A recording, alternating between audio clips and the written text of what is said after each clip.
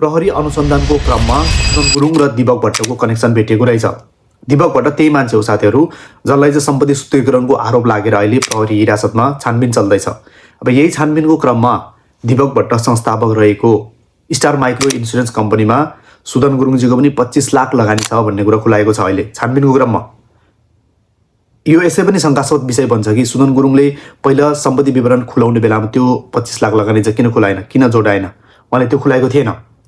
त्यसकारणले पनि एउटा शङ्कास्पद विषय बन्छ कि के यो लगानी इलिगल तरिकाबाट भयो, लिगल तरिकाबाट त भएको होइन भन्ने तरिकाले यो क्वेसन त अटोमेटिक उठ्छ जनताकोमा। र यसै पनि यत्रो ठुलो सङ्गीन आरोप लागेको दिपक भट्टसँग कनेक्सन भेटिनु यसै पनि त यो शङ्कास्पद विषय बन्छ जनताको लागि क्वेसन उठाउनलाई। अब हामीलाई डर यही छ कि सुदन गुरुङजी नेक्स्ट रिकलको राजसभाको रिकलको शिकार नबनोस्, दोस्रो श्रम मन्त्री जस्तो उहाँ पनि नबनोस्, किनकि काम गर्ने मान्छे हो उहाँ, काम गर्न हामीलाई चाहिने मान्छे हो देशलाई। र मलाई यही डर छ, यो नहोस् भन्न चाहन्छु। र तपाईँहरूलाई के लाग्छ? बाँकी कुरा त पार्टीबाट छानबिन होला होइन, गलत छ भने कारबाही हुनुपर्छ, जोसुकै होस् चाहे त्यो मान्छे। र कमेन्ट खुल्ला छ, तपाईँको आफ्नो विचारमा कमेन्ट गर्नु होला।